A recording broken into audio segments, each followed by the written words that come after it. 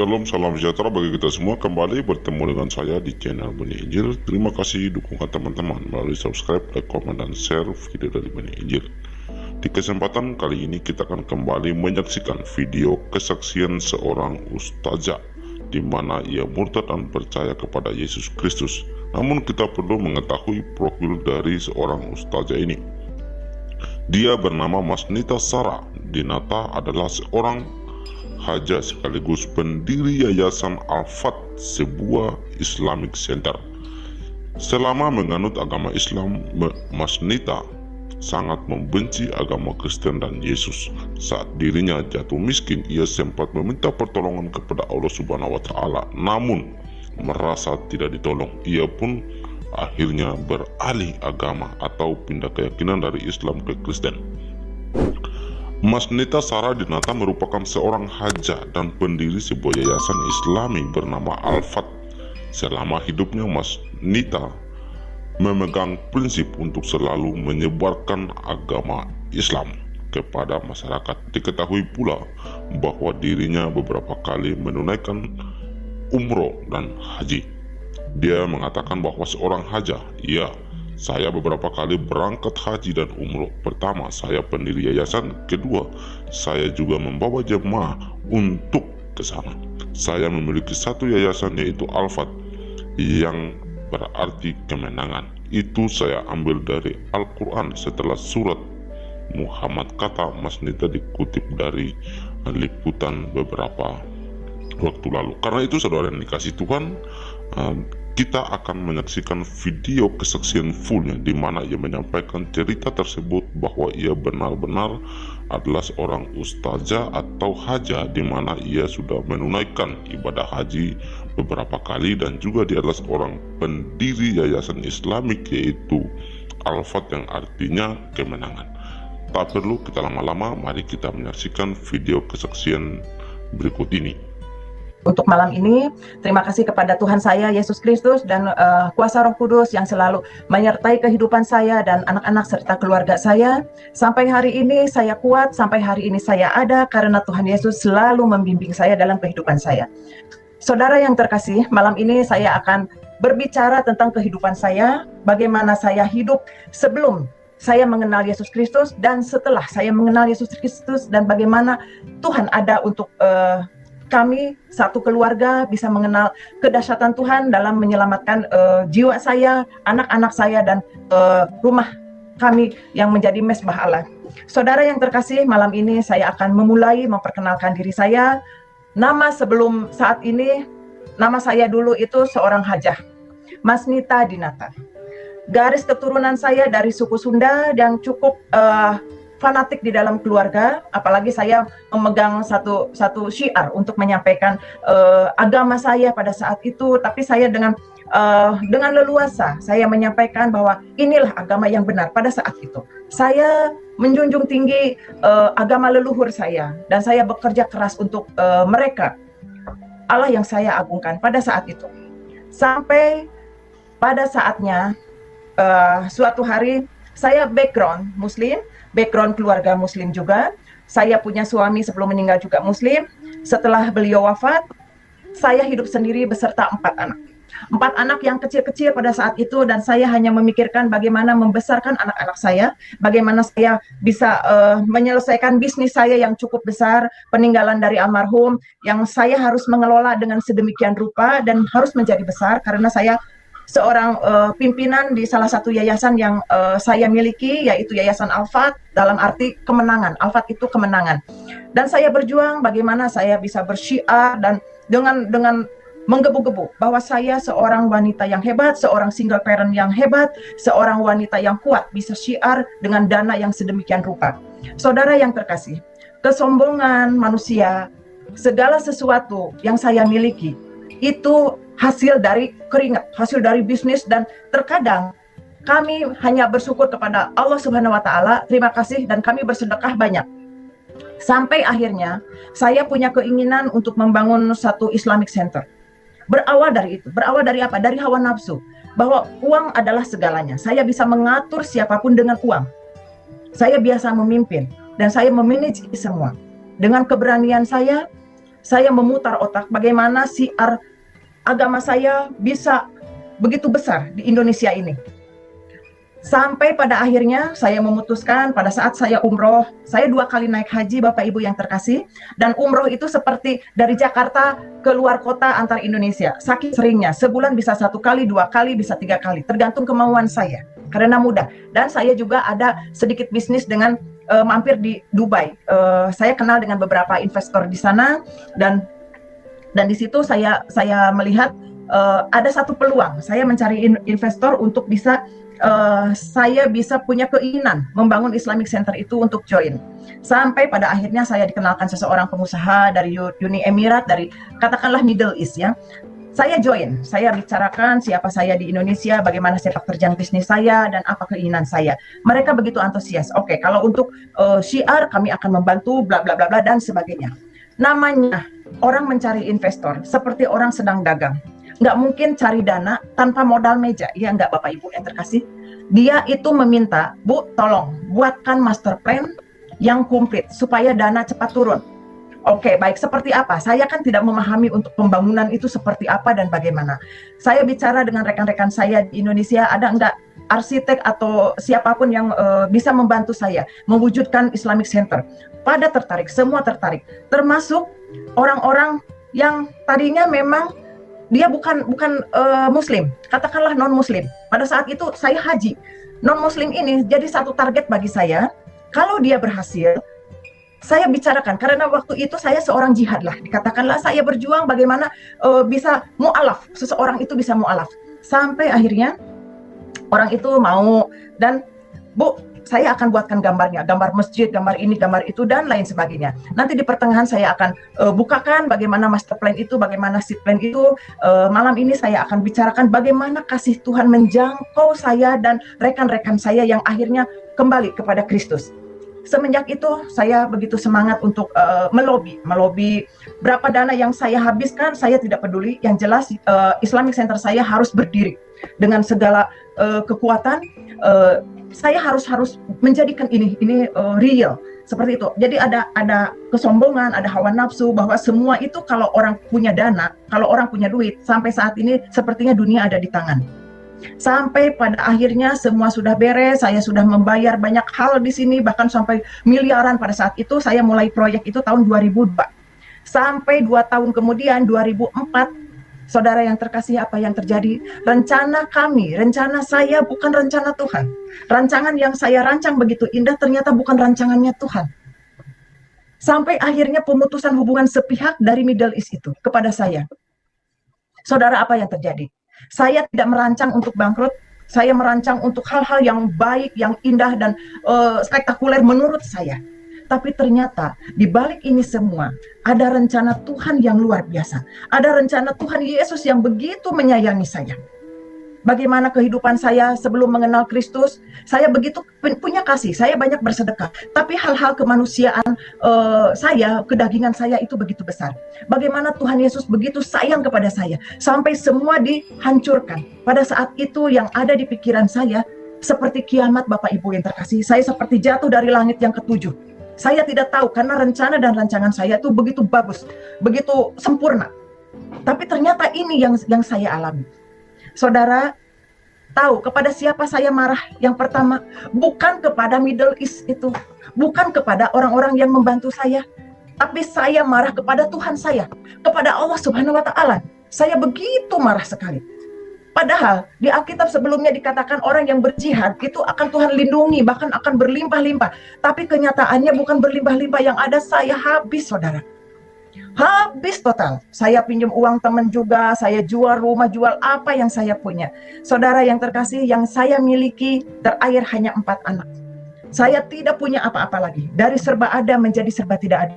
Sampai saya terakhir, baju-baju saya, baju muslim saya, kerudung saya, semua itu yang mahal-mahal saya lelang habis hanya untuk makan.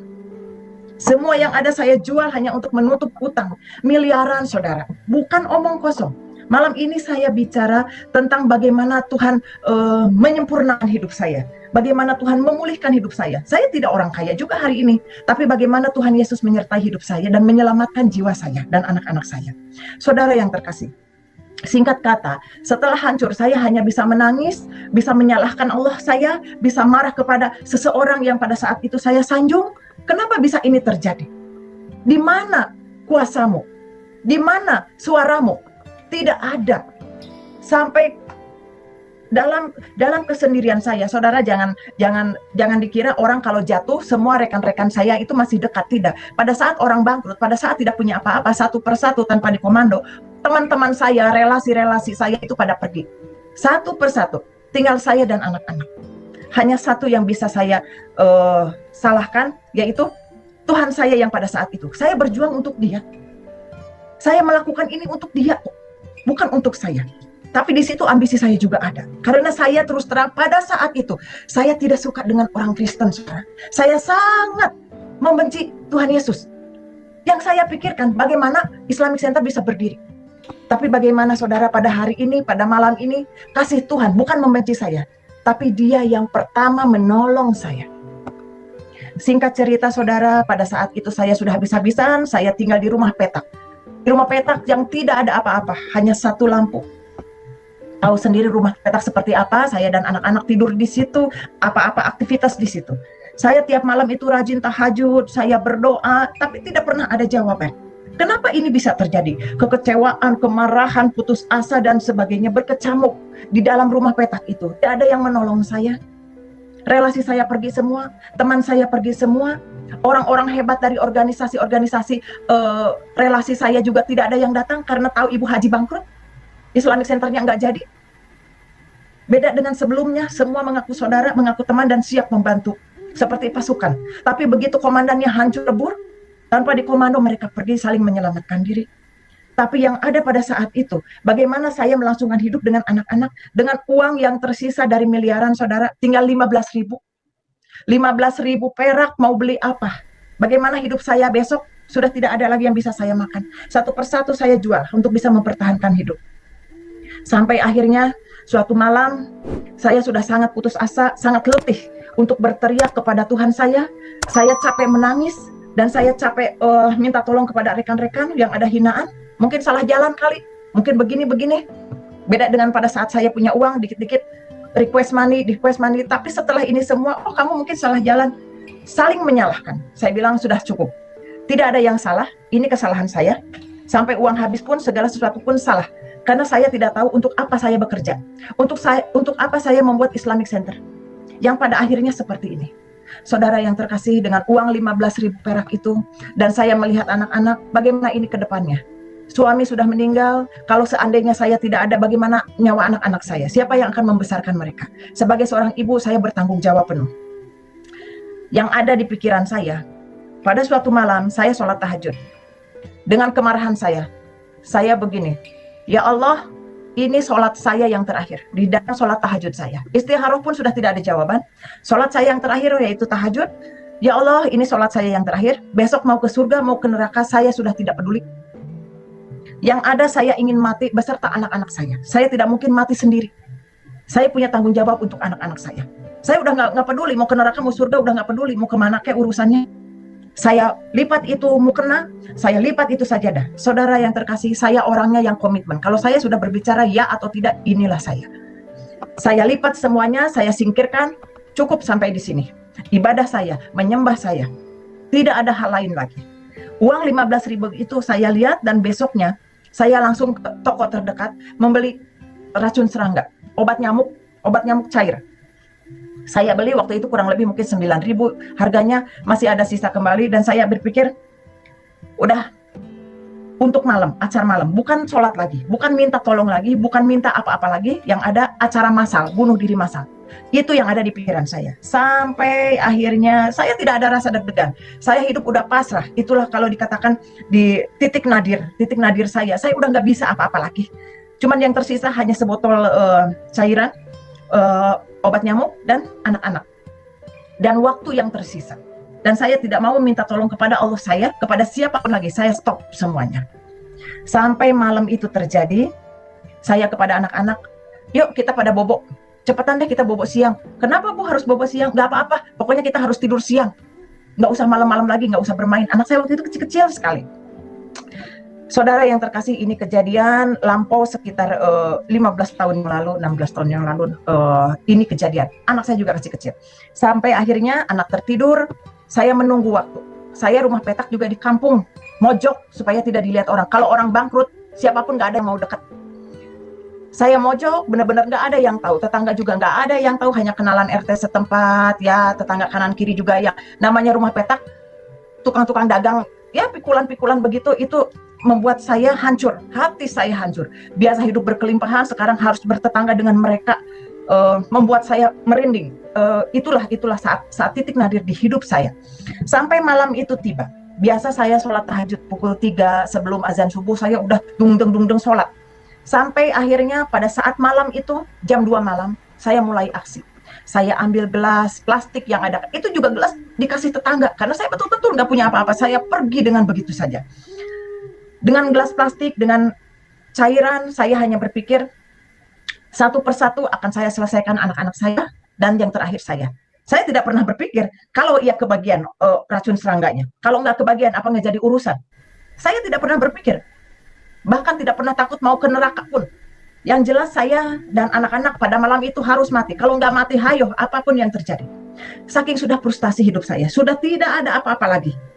Sampai akhirnya saudara, namanya seorang ibu, mau membunuh anak saja, rasa deg-degan ada ya. Rasa ketir ada, sedih menjerit ada, tapi tidak ada yang menolong saya. Satu-satunya jalan pada saat saya mati, anak juga harus mati.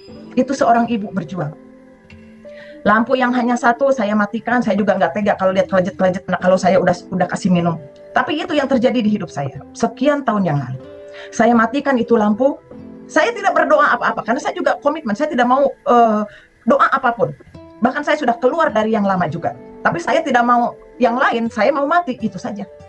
Saudara yang terkasih, bagaimana detik-detik saya sedang mempersiapkan gelas itu, bagaimana saya mempersiapkan racun serangga, sementara anak berjejer tidur di ubin, tidur di karpet, ya bekas-bekas karpet tipis seperti itu.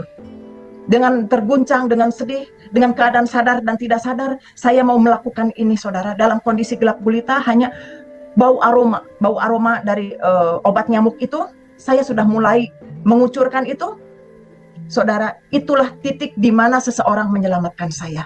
Pada saat saya mengeluarkan air dari obat nyamuk itu, dalam kondisi gelap gulita, dalam kondisi saya tidak tidur, seseorang hadir di hadapan saya. Karena pada saat itu saya hanya memejamkan mata dan mengucurkan obat nyamuk itu ke gelas. Bagaimana seseorang ada di hadapan saya, berbaju putih, berkerudung putih, bersinar, hanya mengatakan, datanglah ke rumahku, maka aku akan menolongmu. Saudara, saat itu saya terhenti dan saya hanya mengatakan, siapa kamu? Dia hanya 2 kali berbicara. Datanglah ke rumahku, maka aku akan menolongmu. Hei, kenapa Tuhannya orang Kristen yang datang? Tuhan saya mana? Allah mana? Yang satunya mana? Yang biasa saya agungkan. Kenapa kamu yang datang? Kenapa Tuhannya orang Kristen yang datang? Hanya cahaya yang bersinar. Dan saya tipikal pimpinan yang keras, bukan mimpi. Mimpi saya tidak percaya. Tapi ini kenyataan. Ini gelas masih ada, ini botol masih ada. Saya mengatakan itu, kenapa saya tahu ini Tuhannya orang Kristen? Karena ada beberapa karyawan saya yang orang Kristen akhirnya mualaf. Dan setiap saya datang ke rumahnya, ini siapa? Yesus ini siapa? Saya nggak suka sama dia. Tapi pada saat titik nadir itu, pada saat hidup dan mati itu, justru dialah yang menolong saya satu-satunya. Saya mengatakan, kalau memang kamu mau menolong saya, tolong pelihara saya dan anak-anak. Tapi saya mau cari tahu dulu ajaranmu seperti apa.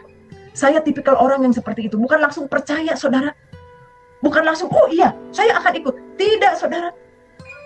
Saya seperti sedang negosiasi. Karena memang orang bisnis begitu. Nggak langsung percaya, segala sesuatu harus dipikirkan juga. Termasuk mau bunuh diri juga, saya harus negosiasi. Dan saya harus mengklaim, saya sudah tidak mau ibadah lagi yang dulu.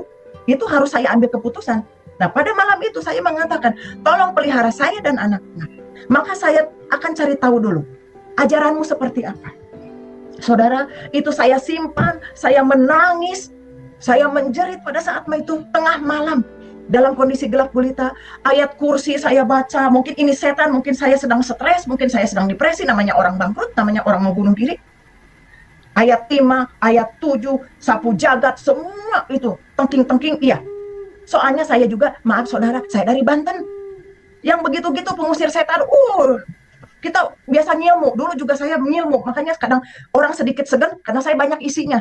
Dulu seperti itu, karena memang saya kuat untuk hal-hal seperti itu, kuat puasanya, kuat sholatnya, kuat zikirnya. Itu pada masa itu. Malam itu, hal yang menjadikan saya merubah dalam segalanya. Saya memutuskan, saya menyimpan gelas dan botol itu. Saya menangis, habis saya doa-doa di dalam ayat kursi, ayat 5, ayat 7, doa sapu jagat, doa apapun. Saya baca, saya hanya bisa menangis. Ternyata saudara, orang itu tidak ada. Saya buka mata tidak ada. Tapi yang ada hanya satu yang dia tinggalkan di hati saya. Saudara tahu apa yang dia tinggalkan? Bukan segudang emas, bukan uang bertumpuk, tidak. Hanya satu harapan. Harapan yang saya juga tidak tahu apa itu. Yang ada, saya akan hidup kembali. Tapi hidup seperti apa saudara? Uang 15.000, tinggal 6.000. Bagaimana saya mau hidup? Tapi saya punya harapan bahwa saya akan bangkit lagi. Tapi bangkit seperti apa saya juga tidak tahu. Mungkin jadi pengusaha lagi, duit dari mana? Bisnis dengan siapa? Itu tidak mungkin. Tapi saya seperti ada sesuatu harapan, saya punya kehidupan yang berbeda. Saya hanya bisa menangis, termenung dengan menatap cairan obat nyamuk dan gelas yang ada dengan aroma yang sangat menyengat. Tapi ada harapan di hati saya, besok akan lebih baik. Tapi saya juga tidak tahu harapan seperti apa. Tapi yang saya ingat, saya seperti negosiasi dengan seseorang, tolong pelihara saya dan anak-anak. Tapi saya punya komitmen, saya harus mencari ajarannya dia seperti apa. Orang saya benci kok. Saya tidak suka dengan orang Kristen, saya fair-fairan malam ini. Saya tidak suka dengan Yesus, siapa dia? Sama seperti yang lain, ajaran-ajaran yang lain yang pernah saya alami, yang pernah saya terima, apalagi saya seorang hajat, tahu jelas, oh ini mah bukan Yesus, ini mah Yudas Iskariot, seperti ini, sama ceritanya seperti itu. Tapi saya komitmen, saya akan mencari ajaran seperti apa. Sampai malam itu berakhir, subuh berakhir, saya hanya merenung, mata sembab, habis menangis, seperti malam itu seperti sesuatu yang dahsyat, yang luar biasa dan hanya sekejap. Saya tidak pernah mengalami hal itu. Saya biasa bertapa saudara ya, untuk ngisi-ngisi ilmu. Tapi pada malam itu sangat jauh berbeda. Dan saya tidak tahu apa yang terjadi. Yang ada harapan dan saya berkomitmen mencari ajarannya. Dan saya yakin dia akan menolong saya. Dan dia akan, maksud saya akan membantu saya dan anak-anak. Akan merawat saya dan anak-anak. Seperti apa saya juga tidak tahu. Sampai pagi itu terjadi, saya pindah ke rumah petak itu di kampung. Tidak ada orang yang tahu, namanya orang bangkrut, ngumpet. Sampai akhirnya ada seseorang yang ngetuk pintu. Dan dia mengatakan, tok. Oh siapa ya? Kok ada tamu sini? Saya kaget. Saya kaget sekali. Udah semalam kaget didatengin seseorang yang saya juga baru melihatnya. Udah saya juga kaget mau mati nggak jadi. Sekarang kaget lagi ada yang ngetok pintu. Saya bukakan pintu. Selamat pagi Pak. Mau cari siapa? Oh maaf Bu, ini rumahnya Ibu Nita ya? Oh iya Pak, Bapak tahu dari mana? Saya tanya lah, orang dia tahu kok nama saya. Bapak tahu saya dari mana? Bapak itu hanya mengatakan dengan tenang, Bu, saya dari tetangga sebelah, RT sebelah katanya. Saya tahu Ibu berserta anak-anak, Ibu janda dengan anak yatim ya Bu ya katanya. Saudara, dulu saya janda-janda kaya, saya sering bersedekah kepada anak-anak yatim. Tapi saat pagi itu ada seseorang bilang, Ibu janda ya, katanya ini dapat sedekah katanya sama anak yatim. Saudara, itu saya seperti tersentak lagi, seperti meledak. Kok saya sampai sehina itu gitu ya? Bagaimana hidup saya? Saya udah nggak berani lagi bilang ya Allah, udah nggak berani, cuman ya ini bagaimana saya? Tapi bapak-bapak itu bawa sekantong kresek. Ibu katanya ini ada jatah Ibu. Untuk Ibu dan anak-anak katanya. Kami dari RT sebelah, jadi Ibu mohon ini diterima. Oh baik Pak, terima kasih. Yang ada di pikiran saya harus ngasih makan anak-anak, udah selesai. Si Bapak itu siapa namanya, saya juga tidak menanyakan. Baik Pak, terima kasih. Saya tutup pintu. Saya hanya merenung. Ini apa lagi? Kejutan apa lagi? Saya udah nggak ada yang bisa dimakan, sisa uang malah dari 15.000 tinggal 6.000. Sekarang ada seseorang yang datang, udah malamnya ada yang kaget juga datang ke saya. Sampai mau mati pun saya nggak jadi. Saya buka itu kresek saudara. Sembako dari seseorang yang dikasih, terus ada amplop. Saya buka isinya 25.000. Biasalah sembako ya, ada beras, ada yang lain-lain. Dan saya tidak tahu siapa yang mengirim. Tapi saya tegaskan, saudara yang terkasih, Bapak Ibu yang terkasih, dari seluruhnya, Saya memilih Kristus bukan karena sembako ini ya, tapi karena ada harapan dan keselamatan yang Tuhan Yesus tawarkan kepada saya, dan saya mengikuti ajarannya dengan begitu luar biasa. Ini hanya menyelamatkan pada saat itu, tapi saya tidak mencari ini. Tapi seseorang datang menyelamatkan saya pada saat itu. Kembali saya bercerita, saya punya uang 25.000, punya sisa uang 6.000. Saya orang bisnis. Bagaimana saya bisa melanjutkan hidup? Saya punya sembako yang ya mungkin hanya 1 minggu. Dengan 4 anak yang cukup kecil-kecil. Saya harus kasih makan mereka. Saya berpikir dengan uang yang ada, saya harus berputar otak. Bagaimana saya melangsungkan hidup saya? Nggak mungkin dong seseorang menunggu lagi. Oh, saya nunggu orang bersedekah lagi. Nggak mungkin. Saya harus berjuang. Sampai saya berpikir, saya tahu memasak, saya tahu bikin sesuatu. Dan yang murah, yang ada di pikiran saya, bagaimana saya menjual susu kacang kedelai. Karena dulu saya pernah ekspor kacang kedelai, saudara. Ke Kopti juga saya isi kacang kedelai, ekspor juga iya. Saya pernah ngajarin orang, ayo bikin susu kacang. Tapi saat itu yang ada di pikiran saya harus bikin susu kacang untuk menyelamatkan saya. Modal segitu. Saya ke tetangga, pinjam blender, saya ke pasar, jalan kaki, pakai sendal jepit. Dulu turun naik mobil, ada bodyguard segala. Tas ada yang nenteng, namanya Ibu Haji orang kaya. Sekarang ke pasar jalan kaki, pakai sendal jepit, gembel. Jangan tanya kerudungan. Jangan tanya yang lain. Apa ada saudara saya, rekan-rekan saya yang nanya, kamu udah makan belum? Yang ada, kenapa Bu Haji jadi begini? Mungkin stres, mungkin depresi. Tapi saya nggak peduli. Saya ke pasar, orang melihat dengan mata sebelah, orang buang muka, kadang orang... Saya punya uang di orang juga mau ditagih, orang tutup pintu, kebalik ya. Saya mau cari uang saya aja, orang tutup pintu. Dulu orang ngantri cari uang ke saya. Tapi saat itu tidak ada satupun yang datang. Saudara yang terkasih, waktu itu saya beli kacang kedelai itu 1/4 1.000 perak. Karena saya kan harus beli yang lain. Kacang kedelai 1.000 perak, plastiknya, karetnya saya minta tuh saya potong-potong. Saya ngaduk-ngaduk, saya pinjam blender ke tetangga, saya mencoba dengan hancur hati saya, saudara. Maju mundur, ini pengusaha, ini bisniswoman sekarang harus nenteng plastik. Jualan susu kacang. Saya bikin itu antara maju mundur. Kalau saya maju, bagaimanapun saya punya gengsi, saya manusia. Kalau mundur, anak-anak siapa yang mau kasih makan? Bagaimana saya punya hidup? Karena saya punya harapan, saya harus hidup lagi. Tapi apakah saya mau penjual susu kacang? Tapi nggak apa-apa, saya harus melanjutkan hidup. Dan saya punya komitmen, saudara. Komitmen kepada seseorang yang datang di malam itu, seseorang yang bercahaya, bahwa saya akan mencari ajarannya seperti apa. Jadi, sambil saya jualan susu kacang, saya menanyakan kalau ketemu konsumen, Pak, Bapak ke gereja atau ke masjid? Oh, saya ke masjid, Bu. Kenapa? Ibu mau pengajian nanti sama istri saya. Oh, bukan, Pak. Saya menanyakan aja dalam hati, gue juga suka ke masjid dulu, gue juga di kerudung. Enggak, Pak. Lain kali aja pengajiannya. Bapak mau beli susu enggak? Oh, beli 1. Oke, enggak apa-apa, harganya 1.000 perak, lumayan. Jalan lagi, ketemu ibu-ibu, Bu, ibu ke gereja atau ke masjid? Oh, saya ke gereja, Mbak. Emang kenapa? Saya mau nanya, boleh? Memangnya Tuhan Yesus ada? Oh, ada. Dia Tuhan saya, begini-gini. Ah, kenapa, Bu? Enggak, saya mau jualan susu kacang. Kan nggak semudah itu saya percaya. Saya mau jualan susu kacang. Mau beli? Oh, beli.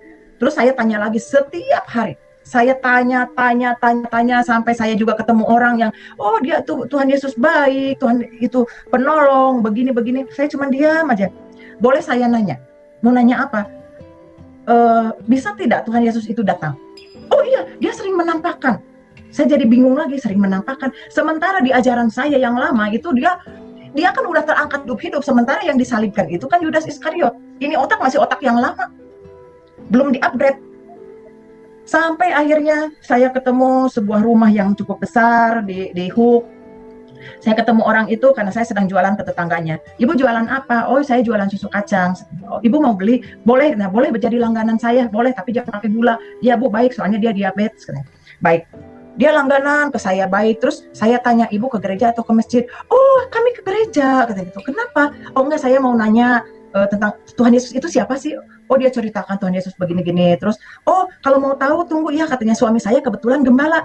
Ini Ibu Haji nggak ngerti gembala itu gembala apa. Saya pikir gembala itu gembala yang di sawah, naik kerbau, niup seruling. Apa ini gembala atau bagaimana? Sedang, oh saya nggak ngerti Bu, gembala-gembalaan itu apa. Oh, gembala itu jadi pimpinan di satu gereja, katanya gitu. Oh, Ibu mau dikenalin sekarang? Oh, kenalan aja ya Bu ya, tapi saya nggak mau cerita apa-apa. Oh iya katanya, kenalan lah sama suaminya yang gembala itu. Nah, udah. Sampai akhirnya saudara itu saya jualan susu kacang dari 1/4 cuman berapa bungkus. Itu bagaimana penyertaan Tuhan kepada saya ya. Meningkat. Jadi tiap hari saya itu paling sedikit 2 kilo saya bikin susu kacang. Termasuk ada pelanggan-pelanggan lain yang punya dagangan. Ada baju, Bu bisa nggak bawain dagangan saya? Oh iya bisa. Tenteng sana, tenteng sini, bikin ini, bikin itu. Saya tenteng kemana-mana jualan. Puji Tuhan, semakin meningkat, saya bisa pindah dari rumah petak itu ke rumah petak yang lain yang lumayan ada kamar satu. Dari yang satu kotak bisa pindah. Saya bayar di situ, saya mulai bebenah dengan anak-anak, tapi saya tetap mencari. Saya mencari ajarannya seperti apa, sampai akhirnya saya ketemu lagi orang yang kaya itu, karena jadi langganan, terus dagangannya terus belanja terus ke saya banyak sekali. Sampai di total kurang lebih 7 juta ada. 7 juta pada saat itu tuh sangat besar sekali ya. Saking apa saudara? Saking saya terlena, karena kalau saya jualan, terus bapaknya tuh ada yang gembala itu, yang saya tahu akhirnya beliau seorang pendeta, beliau pimpinan di gereja, dia selalu menceritakan Tuhan Yesus itu baik, Tuhan Yesus itu begini, semua akurat dengan Alkitab. Sampai akhirnya saya terlena, hanya setoran sedikit dari istrinya tuh. Sampai suatu hari yang punya dagangan nanya, datang ke rumah, Bu maaf saya mau nanya, katanya Ibu sudah bawa dagangan saya banyak, katanya kira-kira bisa setoran kapan agak banyak ya Bu, karena saya harus berputar. Memang iya juga, di Ibu ini sangat besar, hampir 7 juta, sementara di yang lain sedikit-sedikit dan ya lumayan lancar lah. Ya, saya bilang, tunggu ya Pak ya, saya mau ke rumahnya dulu. Saya datang ke rumahnya yang besar itu. Saya ketok lagi, karena dia sepuh ya, dia panggil saya Mbak Nita. Oh Mbak Nita, ada apa lagi katanya? Bikin apa sekarang? Oh enggak Bu, saya enggak bikin apa-apa. Kebetulan di rumah ada yang datang, yang punya dagangan. Maksudnya enggak, dagangan itu sebetulnya dagangan punya orang. Saya dagangin, saya cuma ngambil untung sedikit. Nah kebetulan dia nanyain, kebetulan Ibu besar utang ke saya. Dia agak kaget. Saudara, apa yang terjadi? Saya bukan mau buka aib, tapi ini perjalanan hidup saya. Tahu nggak itu seorang ibu tua itu? Dia keluarkan. Ayo Mbak Nita katanya, tolong buka kalung saya. Emang kenapa Bu? Saya bukain. Dia lepasin. Ini katanya, kamu bawa ke pasar. Ini suratnya. Dia cari-cari. Ini suratnya. Kamu jual ini kalung. Nanti uangnya buat kamu katanya, buat bayar dagangan. Aduh maaf, saya nggak mau seperti ini. Saya tidak pernah jual-jual barang orang seperti ini. Saya butuh uang karena orang yang punya dagangan nunggu di rumah saya. Nggak, maksud saya bayar dulu pakai ini. Ini ada uang sedikit nih. Ini ada 500 pegang. Nah ini kalungnya ke pasar jual katanya itu. Itu saya kan ditunggu orang, saya jual ke pasar. Cuman dapat nggak sampai 2 juta. Ditambah uang yang cash 500, udah pakai ongkos. Terus saya pulang ke rumah, saya kasih ke yang punya dagangan. Tunggu ya Pak, saya bilang gitu, doain aja, saya juga sedang mencari, sedang menagih. Nah terus besok paginya saya pikir dia mau kasih lagi. Saya datang, kata ketemu lagi tuh si ibu. Manita, mulai sekarang kamu nggak boleh lewat depan. Jadi jualannya lewat belakang aja. Oh baik Bu, emang apa? Mbak Nita tahu kan, suami saya kan gembala, suami saya kan hamba Tuhan, saya kan nggak ngerti. Pendeta itu nggak boleh denger yang begini-gini. Saya cuma mikir, ini sakti juga ya, mungkin hamba Tuhan tuh begini ya, mungkin pendeta tuh begini ya, harus bagus, nggak boleh ngutang, nggak boleh denger yang begini, karena yang dibicarakan selalu Tuhan Yesus dan Alkitab. Saya hanya berpikir, oh mungkin harus begini ya kalau di Kristen. Oh iya Bu, nggak apa-apa, nanti saya lewat belakang aja, saya bilang nggak ke depan lagi. Mungkin belajar sama bapaknya nanti aja deh, yang penting urusan kita beres. Iya, sekarang mulai ke belakang aja. Iya, udah seperti itu. Sampai akhirnya saya bolak-balik ke belakang, ketemu ibu, ngasih 100, ngasih 200. Manita nggak ada, nanti aja, tapi harus lewat belakang. Dan saya tuh seperti dengar amanat agung ya. Oh ini pendeta nggak boleh dengar yang begini, nggak boleh cerita. Pokoknya apapun ya yang suami saya tanya, nggak boleh cerita. Iya, saya tuh denger ya, karena dia seorang pendeta, seorang gembala. Sampai akhirnya pagi-pagi saya datang, ketok-ketok lewat dapur, pintu belakang, yang buka itu si bapaknya. Saya kaget, saya bilang, selamat pagi Pak. Oh ya salam Mbak Nita, gimana katanya? Iya Pak, saya mau biasa nganterin susu, ibunya ada. Oh ibunya lagi nganterin cucu saya, katanya ke sekolah, ini kebetulan supir nggak masuk, mobilnya kan berjejer. mobil tuh berjejer. Kebetulan supir nggak masuk katanya. Jadi istri saya yang nganterin cucu saya. Oh emang kenapa Pak, Mbak Nita? Oh nggak apa-apa Pak, saya hanya mencari ibu saja. Mau nganterin susu. Tapi mungkin karena saya kan orang bingung karena ditagih utang juga gitu. Saya mencari ibunya juga mau nagih utang. Saya hanya mau berkelit bagaimana tahu saudara yang terkasih, itu bapak itu seorang gembala, seorang pendeta langsung begini. Istri saya punya utang berapa? Saya cuma bingung. Sakti juga ini pendeta ya. Kok saya belum cerita dia udah tahu bahwa istrinya punya utang. Enggak Pak, saya mau bicara, mau ketemu ibu. Saya ingin tahu istri saya punya utang berapa, ada catatannya. Ada Pak, saya berikan itu catatan. Ini Pak utangnya sekian, apa aja yang diutangin? Catatan kan ada spray, ada baju, ada kaos, sebagainya ada. Yang udah dibayar berapa, yang belum dibayar berapa, yang masih nunggak, pokoknya macam-macam di situ ada. Saudara yang terkasih, itulah manusia. Saya pikir dia seorang yang sakti, dia bisa tahu. Saya pikir dia seorang yang bagaimana ya, yang hidupnya itu betul-betul dengan Tuhan itu seperti menjalin erat. Tapi begitu lihat catatan, mukanya itu sudah berubah. Nggak lama kemudian datanglah mobil istrinya tuh begitu masuk, lihat muka bapaknya itu udah berubah merah. Istrinya datang, baru juga buka pintu, baru aja nurunin kakinya satu, bapaknya udah teriak, nggak kesini kau, begini. Itu saudara yang saya bikin kaget. Semua yang dari Ragunan turun. Saya cuman shock. Loh, kok bisa seperti ini? Saya cuman kaget, seperti dua orang yang berbeda. Beberapa hari yang lalu dia mengajarkan dengan kelemah lembutannya seperti apa, tapi pada saat itu di pagi-pagi itu saya harus melihat ini semua seperti seorang yang membuat saya shock terapi. Sampai saya bilang gini, ibu saya tidak menceritakan ini semua, tapi bapak yang menanyakan kepada saya, oh ya Nita, nggak apa-apa sih, ibunya udah gugup, udah nangis di situ, udah maki-maki, terus ada anaknya yang laki jadi ngamuk, jadi nonjok pintu atau lemari, bakbuk rame seperti itu. Saya cuma nanya, oke deh, kalian kalau mau berantem, cuman ini siapa yang mau bayar? Terus kata bapaknya tuh, saya masa bodoh, saya tidak akan membayar ini semua, cari aja yang lain. Saya nggak mau bayar ini, kamu bayar ke istrinya seperti itu. Nah istrinya seorang ibu tua, tapi memang perlente. Saya bagaimana lagi? Ini siapa yang mau saya tanyakan? Siapa yang mau bayar? Sama semua juga. Akhirnya udah mereka masuk ke dalam, saya cuma bengong dengan bercucuran air mata. Saya berjalan melewati sela-sela mobil, berjejer 4 mobil, saudara. Saya lewatin mobil itu dengan menangis. Saya bilang, bagaimana ini bisa terjadi? Udah saya susah, baru dagang seperti ini, dikasih lagi susah. Saya cuma berpikir, saya duduk di bawah pohon sambil bawa dagangan, dan apa masih ada yang saya belum lakukan? Mungkin saya kurang sedekah, mungkin saya memang harus habis total. Tapi saya udah habis-habisan ini. Yang ada tinggal tanggungan utang. Saya hanya berpikir, ya saya harus punya tanggung jawab, saya akan membayar utang ini. Tapi nggak tahu bayarnya bagaimana. Saya hanya berpikir lagi, mau ngomong ke Tuhan Yesus, saya masih malu karena saya masih mencari ajaran seperti apa. Saya juga tidak tahu dibaptis seperti apa. Saya juga belum mengklaim bahwa Yesus adalah Tuhan saya. Saya masih ombang-ambing. Saya mau manggil yang lama juga saya sudah tidak mau, karena saya komitmen tidak akan pernah memanggil lagi. Saya mau memanggil yang baru juga saya belum kenal-kenal banget. Jadi saya juga agak di persimpangan. Yang jelas saya harus membayar utang-utang ini.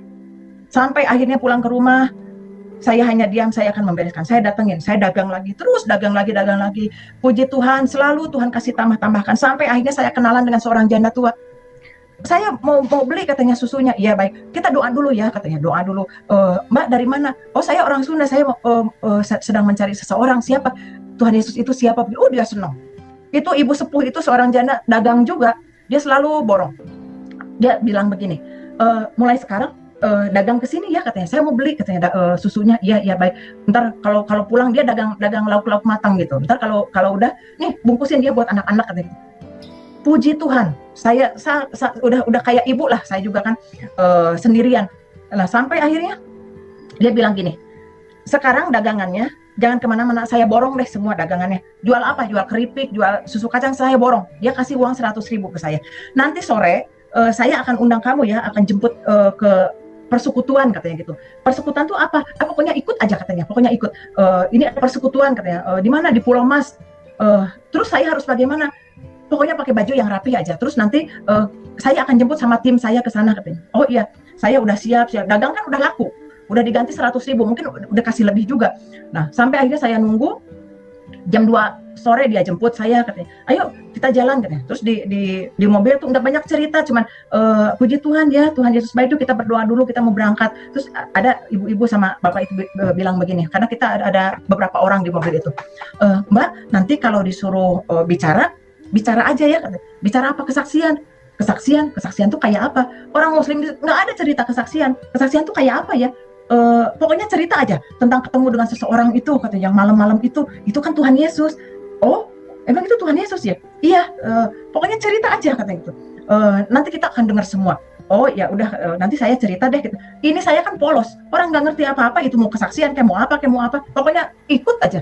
Sampai di Pulau Mas itu dikenalkan, oh ini katanya dari Kedar, begini begitu. Saya bingung lagi, Kedar itu apa? Dari Muslim, katanya. Oh dari Muslim, oh iya. Terus akhirnya ada persekutuan, oh kumpulan. Saya berpikir, oh ini kayak kumpulan zaman saya dulu, kayak pengajian begitu, kumpul ibu-ibu atau bapak-bapak atau bagaimana. Oh ini ceritanya. Saya cuma diem aja. Sampai satu persatu ada yang nyanyi, ada yang nyumbang apa? Maaf saudara. Itu rumah seseorang yang ternyata rumah di Pulau Mas itu dulunya dia kerja konjen kerja di Austria, selesai tugas pulang ke Indonesia, bikin persekutuan, jadi kayak ucap syukur gitu. Kalau di Islam dulu kayak syukuran gitu. Oh ini ucap syukur. Sampai akhirnya giliran tim saya itu. Oh katanya, kami ada saudara dari Kedar, katanya kami memperkenalkan ini seorang ibu yang akan dipakai Tuhan luar biasa. Saya cuma bingung aja, dipakai Tuhan luar biasa apa? Padahal cuma jualan susu kacang gitu. Pikir cuma gitu aja, ini otak masih duniawi, masih kedagingan, nggak ngerti hal-hal rohani. Sampai akhirnya ibu itu bilang gini, dikasih mic, Mbak Nita, pokoknya cerita aja deh kehidupan Mbak Nita seperti apa, terus Mbak Nita ketemu Tuhan Yesus yang dahsyat itu seperti apa. Udah itu aja cerita deh. Udah, Bapak Ibu yang terkasih, dengan polos saya cerita ABCD seperti apa, ada yang nangis, ada yang puji Tuhan. Saya semakin bingung, ada apa ini? Ada yang kuasa Roh Kudus itu di situ begitu luar biasa. Tapi saya cuma kayak ada merinding. Tapi saya bercerita banyak hal tentang itu. Tapi sampai pendeta yang mau khotbah tuh, aduh Tuhan luar biasa, seperti amazing. Tapi saya bercerita sampai akhirnya udah selesai. Ini udah selesai, saya bilang seperti itu. Oh iya sudah, terima kasih. Begitu selesai, pendeta itu baru khotbah. Tadinya dia punya khotbah seperti apa di rumah persiapan. Begitu dengar kesaksian saya, bagaimana Tuhan mengubah seseorang, bagaimana Tuhan memberikan satu harapan kepada seseorang, bagaimana Tuhan menyelamatkan jiwa seseorang. Yang saya pikir dulu, waktu saya masih di seberang sana, saya masih di tetangga sana, saya begitu tidak suka dengan kekristenan. Saya fair, saya tidak suka dengan Yesus. Saya selalu menghakimi mereka, tapi pada saat itu justru dia yang menolong saya. Luar biasa. Saya hanya menyampaikan bagaimana kasih Tuhan kepada saya, kepada saudara, kepada pemirsa, kepada penonton yang malam ini ada.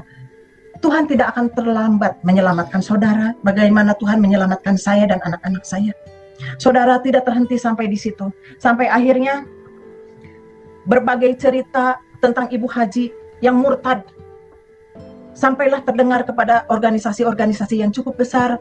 Mereka mulai mencari saya, mereka menanyakan, kok kenapa kamu tidak datang ke saya minta tolong, kenapa tidak begini begitu, dan yang marah juga banyak, yang tadinya saya dipanggil warawiri, sampai akhirnya mereka mengasih saya proyek. Bu Haji, mungkin kita bisa kerjasama lagi, saya ada proyek deh, katanya gitu. Saya akan kasih proyeknya. Saya hanya mengatakan, saya sudah tidak tertarik dengan proyek, saya cukup nyaman dengan jualan susu kacang, dan saya punya harapan untuk hidup. Kok katanya saya dengar-dengar Ibu Haji sudah ikut, siapa itu katanya, kumpul-kumpul sama orang-orang dari seberang sana. Sekarang katanya, Ibu sudah ikut-ikutan katanya, ke gereja lah, ikut-ikutan Yesus lah. Itu nggak benar. Itu nggak ada Yesus-Yesusan, itu hanya cerita. Saya hanya mengatakan, sebetulnya saya tidak ikut Yesus, saya tidak ikut Kristen. Tapi Tuhan Yesus, Tuhannya orang Kristen, masuk di hati saya.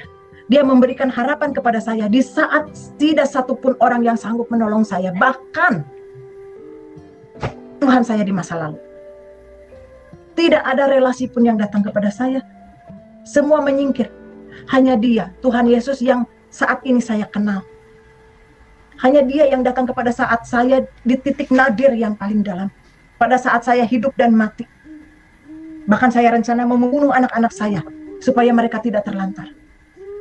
Mungkin ibu harus berobat, mungkin ibu harus tenang dan sebagainya. Saya bilang mohon maaf, saya berterima kasih mau diberikan proyek, saya berterima kasih dirangkul kembali, tapi saya punya komitmen, saya sedang mencari ajarannya Tuhan Yesus dan saya akan terus mencari ajarannya yang benar untuk hidup saya, tidak untuk yang lain.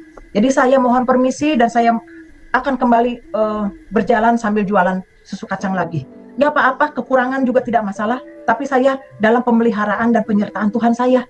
Saya belum dibaptis, tapi saya yakin Dia menolong saya. Dia Allah yang hidup bagi saya.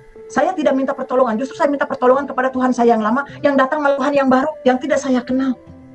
Bahkan umatnya juga saya mualafkan.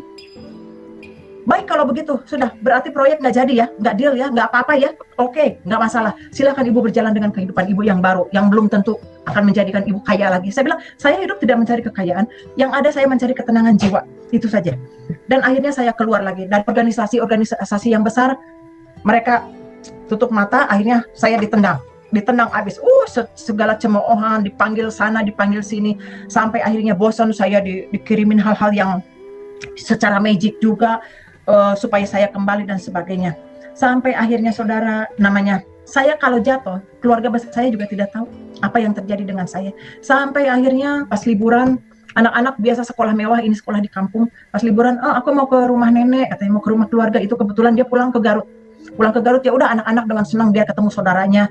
Kita kan hidup di rumah petak yang udah lumayan lah, ada kamar satu. Oke deh, kita ke Garut. Saya tinggalkan anak-anak kan liburan. Saya kembali ke Jakarta. Kembali berpetualang, mencari ajaran Tuhan, sampai datang ke kedutaan Vatikan, menanyakan hanya mencari siapa itu Yesus. Sampai akhirnya saya diperkenalkan dengan seseorang, diajarkan saya siapakah itu Yesus, dan saya masih tetap belum yakin. Saya masih harus mencari lebih lagi. Akhirnya saya datang ke Garut, mungkin saatnya harus terbuka di keluarga saya, saudara.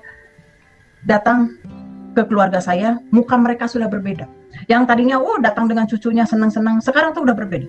Langsung dihadapkan kepada pengadilan syariah. Saya langsung disidang saat itu.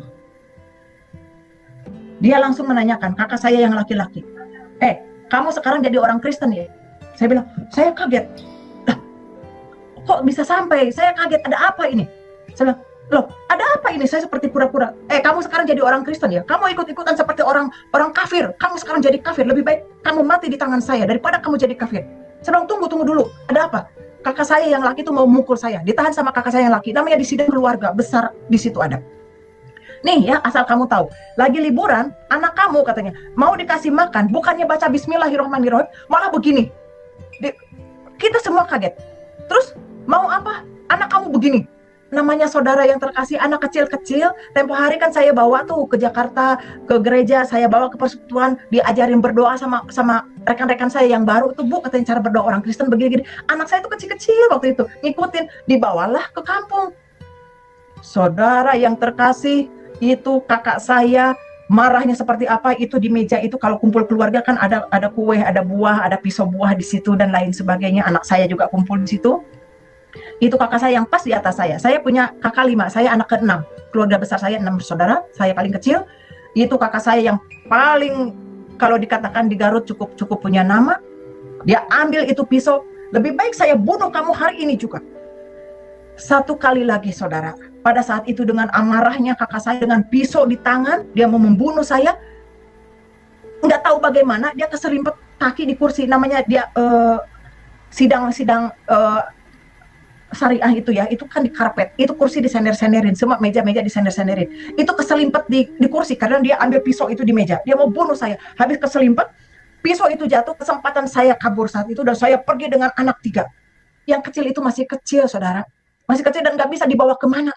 Itu pinternya keluarga saya, yang 3 saya angkut semua, lari sampai nyebrang jalan juga udah nggak tahu lagi dengan yang ada di badan. Dengan anak 3 saya kembali lagi ke Jakarta, ke terminal lah, ini dengan deg-degan, takut saudara saya bagaimana. Akhirnya yang saya tahu di dalam rumah tuh terjadi perkelahian, mungkin kakak saya bangun mau ambil pisau lagi, mungkin saudara saya yang lain menahan atau bagaimana ceritanya. Yang jelas saya bisa kabur dengan anak 3, yang 1 tertinggal. Sampai akhirnya kembali melewati masuk tol, saya udah mulai tenang. Oh Tuhan Yesus, mungkin ini pertolonganmu juga ya. Aku bisa hidup, tapi kemana anak saya yang 1? Saya cuma bawa 3 anak. Saya nangis saudara. Di dalam bis itu saya nangis. Saya diam, saya tutup. Saya gendong anak 3 saudara, saya tumpuk di situ, kasih ongkos, saya bilang ke kondektur, Pak saya ada uang segini, saya mau ke Jakarta, maaf ya Pak, mungkin ada kekurangan. Akhirnya udah, saya sampai di Jakarta, saya kembali ke rumah petak itu, saya bisa menangis ingat anak saya yang satu. Terus anak saya yang nanya, kok Ade Widya mana? Anak saya yang pertama namanya Ratu Ratna Juwita, anak saya yang kedua laki-laki Tubagus Rahmat Rifan Hidayatullah, anak ketiga saya Ratu Ratna Hairiza, anak keempat saya Ratu Lutfi Widya Hartanti. Itu anak saya. Dan saya harus hidup dengan 3 anak saudara. Saya berjuang, yang akhirnya setelah saya habis kesaksian di Pulau Mas itu, di rumah seorang konjen yang baru datang dari Austria, ternyata salah satu tamu itu ada wartawan dari salah satu channel juga, televisi. Dia kontak saya diundang lagi, saya syuting lagi di Solusi, sering undang saya narasumber. Dari situ satu persatu saya pikir habis jualan susu kedelai, Tuhan mau menjadikan saya pengusaha lagi. Tapi ternyata tidak.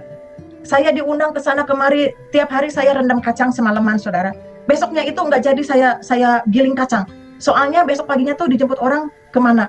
Untuk kesaksian bagaimana menceritakan Yesus. Terus saya mau bikin lagi, udah nggak bagus. Akhirnya saya buang. Tapi bagaimana cara Tuhan memberkati saya? Itu puji Tuhan, akhirnya saya bisa dari rumah petak 1, saya pindah ke rumah 2 kamar. Saya bebenah di situ sama Tuhan. Saya pingin ada doa di sini, pingin hidup normal. Tapi saya juga belum dibaptis. Bagaimana ini ya? Itu satu penyerahan diri harus total. Kalau saya mencintai seseorang, kalau saya mencintai Yesus, dia sudah memelihara saya sudah komitmen, dia sudah menyertai hidup saya, berarti saya harus sepenuhnya menyerahkan hidup saya. Ini juga pergumulan. Terkadang masih ingat masa transisi iman itu tidak mudah saudara. Kalau saya ambil keputusan dibaptis, berarti saya harus total meninggalkan muslimah saya yang lama. Berarti tek-tek bengek yang masuk ke neraka dan lain sebagainya itu akan terjadi pada saya. Bagaimana? Bapak kamu kan sudah meninggal, pasti langsung masuk ke neraka juga. Udah kayak tahu aja dia di akhirat seperti apa. Tapi saya komitmen, saya harus total kepada Tuhan, saya harus dibaptis, saya harus menyerahkan hidup saya, dan saya harus mengikuti Yesus seperti apa. Sampai akhirnya, karena seringnya dipanggil sama organisasi-organisasi yang besar, karena saya punya link juga cukup besar, akhirnya saya dikenalkan dengan seseorang. Dialah yang menyelamatkan saya dan anak-anak. Dia bawa saya ke Ambon. Bu, katanya, saya tidak ada apa-apa, saya hanya beli tiket dari Angkatan Udara. Ibu naik Hercules aja ya ke Ambon, nanti di sana ada yang jemput. Ibu istirahat dulu di sana, ibu belajar tentang Tuhan Yesus. Kalau sudah komitmen, ibu sudah benar-benar ibu menyerahkan diri total kepada Tuhan Yesus. Itu angka jauh lebih baik, supaya ibu selamat. Terus saya berpikir, terus gimana kontrakan saya? Ibu jangan berpikir itu, nanti Tuhan Yesus punya rencana untuk ibu. Ibu tinggalkan itu semua. Ibu berangkat dulu ke Ambon. Saya berangkat ke Ambon saudara, lewat Kemayoran, lewat itu Halim Perdana Kusuma. Lewat Hercules saya sampai ke Ambon itu, saya tidak tahu kok ini bagaimana. Ternyata di sana juga cukup baik-baik, cukup welcome. Mana habis ada kerusuhan waktu itu ya antara agama juga. Tapi pada saat itu kok baik-baik sekali ke saya. Yang Muslim juga baik, yang Kristen lebih baik lagi. Dia begitu welcome. Tadinya saya pikir, aduh ini bayangkan aja seorang Muslim disarang Kristen, mana habis dulu kan habis kejadian itu ya. Tapi mereka baik-baik kepada saya. Sampai akhirnya diajarin oleh seseorang pendeta yang betul-betul seorang rohaniwan. Tidak ada duniawi, tidak ada apa-apa, hidup sangat sederhana, tapi kuasa dan urapan Tuhan ada pada dirinya. Seorang bapak tua yang sepuh, tapi dia begitu bijaksana, begitu menyampaikan, begitu kuasa Tuhan menyertai kehidupannya, dan disitulah saya menyerahkan diri, saya minta ingin dibaptis. Tapi sebelum dibaptis harus ada pergumulan, harus melepaskan hal-hal. Saudara, tempo hari kan saya pernah memakai hal-hal yang seorang leader itu kan harus kuat, disegani dan lain sebagainya. Ini bukan hal yang gombal, tapi memang leader di sana itu supaya musuh itu tunduk dan lain sebagainya itu kan dengan ajimat-ajimat yang luar biasa. Itu harus dimusnahkan, harus dihilangkan dalam hal betul-betul dikosongkan. Dikosongkan dalam segala hal. Semua pengakuan dosa apapun dilepaskan pada malam itu. Dan setelah saya komitmen, saya berjanji saya akan ikut Yesus dan menerima Yesus sebagai juru selamat saya dan anak-anak. Saya dibaptis. Saya menyerahkan hidup saya total, dan saya tidak mau mengingat masa lalu lagi, dan saya memaafkan kepada orang-orang yang telah menghakimi saya, yang telah membenci saya, yang telah menipu saya. Bahkan saya juga bisa melepaskan pengampunan kepada keluarga Kristen pendeta yang kaya raya itu yang telah menipu saya. Saya bisa mengikhlaskan dan akhirnya bisa terselesaikan utangnya.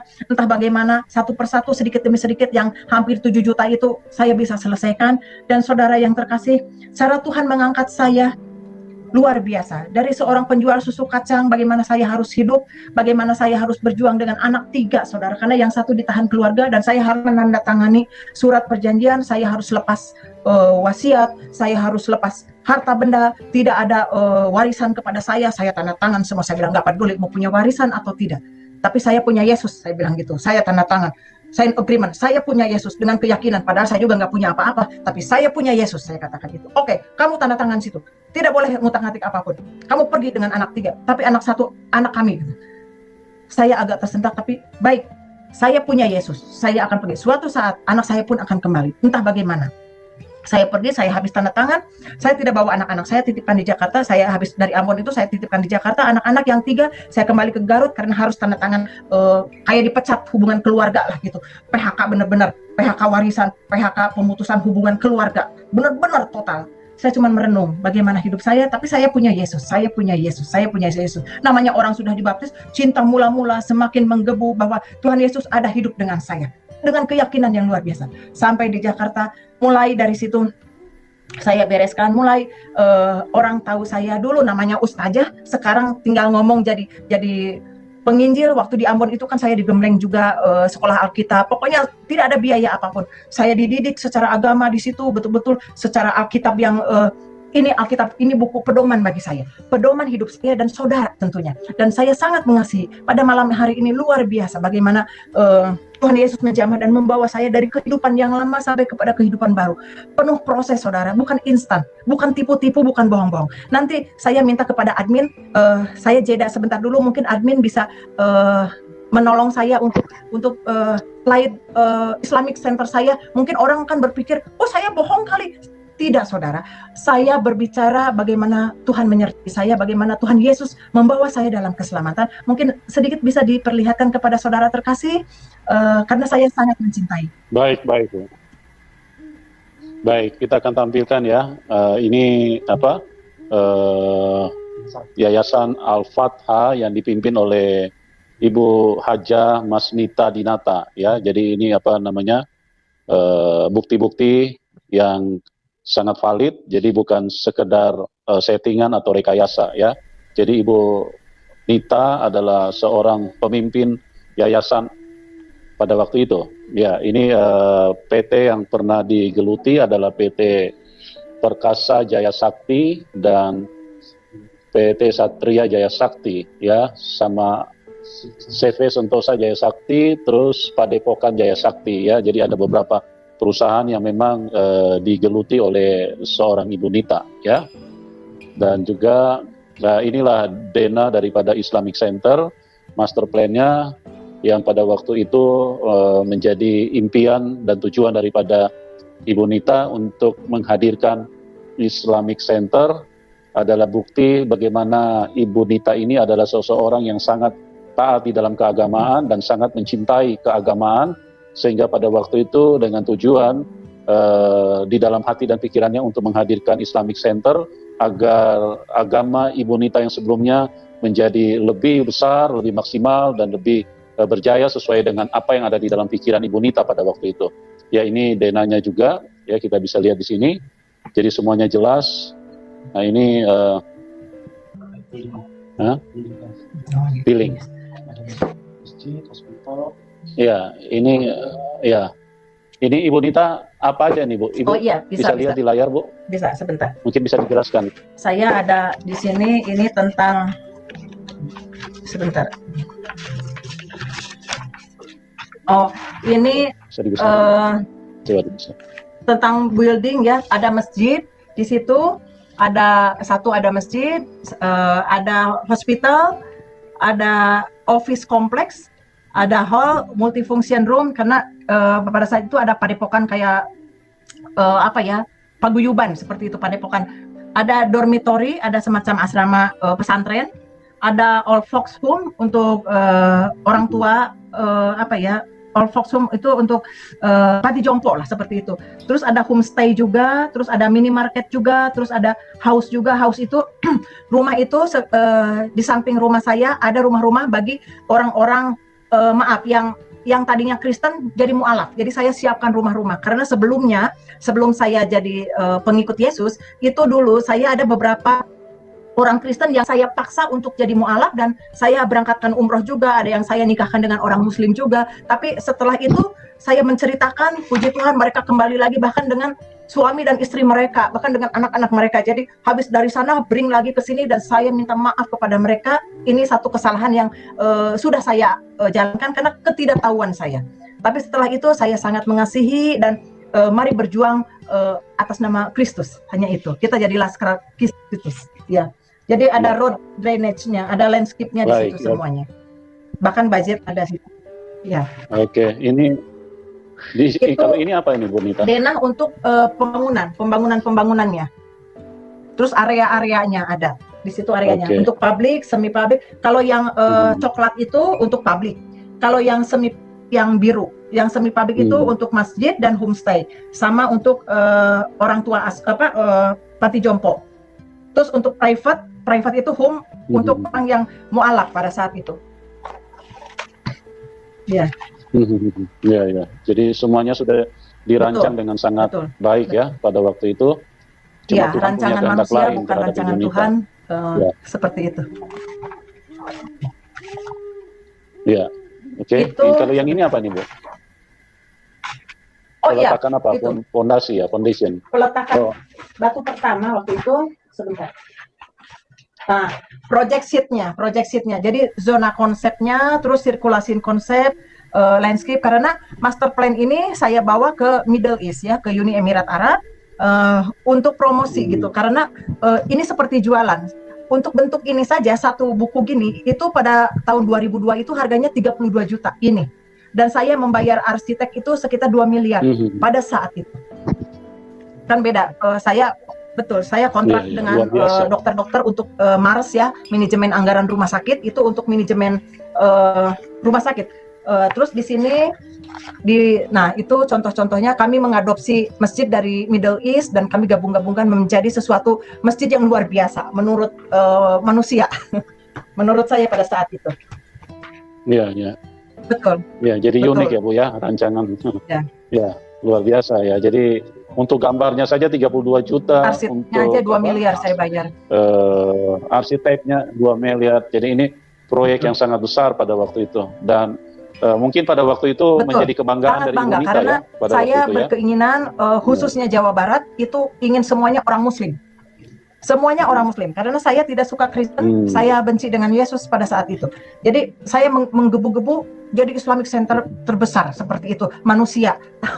Seperti itu Pak. Nah, ini work schedule untuk building, infrastruktur dan landscape itu sudah sempurna, semuanya sudah sempurna.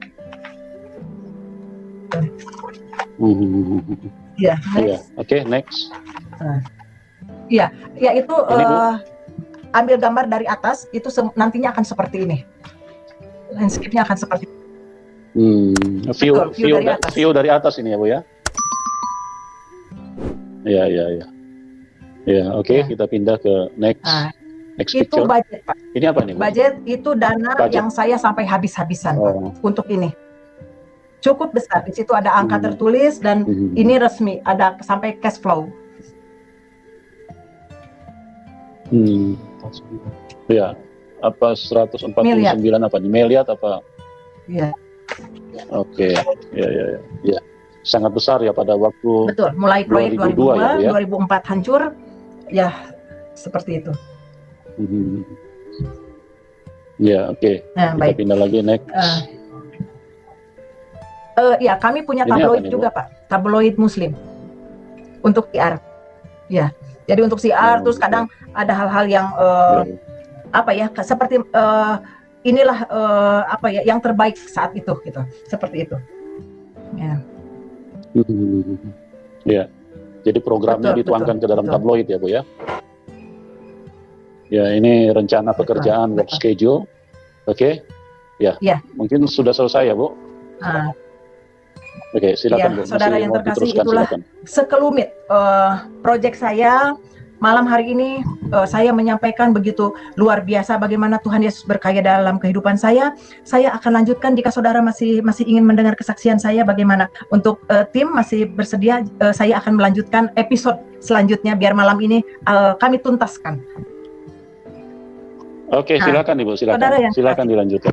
terima Oke. kasih waktunya. Saya akan melanjutkan babak baru setelah saya menerima Kristus dan setelah saya dibaptis. Saya saat itu sudah mulai pelayanan. Saya sudah memahami pelayanan, saya diundang ke sana, ke sini. Tidak sulit bagi seorang ustazah, tidak sulit bagi seorang ibu haji untuk berbicara. Karena dulu juga tukang ngomong, sekarang disuruh ngomong. Cuman beda jubah aja, ganti jubah, sekarang yang ini. Dulu yang ini, sekarang yang ini. Tapi untuk konsep kehidupan, bagaimana saya lebih mencintai sesama, saya lebih peduli kepada sesama, saya lebih ingin menyelamatkan jiwa sebanyak-banyaknya. Sebagaimana Tuhan Yesus menyelamatkan saya dan anak-anak. Saudara, semakin besar, itu kejadian kan bertahun-tahun. Saya menghadapi ini bertahun-tahun, terus dengan penuh kesabaran dan air mata dan berjuang. Bagaimana cara Tuhan mendidik saya juga bukan dengan hal yang mudah, dengan hal yang instan. Kadang dihajar juga, kadang diajar juga, kadang disayang juga, dijewer juga, sampai akhirnya saya harus menyekolahkan anak-anak. Saya selalu ada cara Tuhan bisa menyelesaikan pendidikan anak-anak. Saya sampai anak-anak kan semakin besar, ada SMP, SD, SMA, udah berentet seperti itu, 3 anak.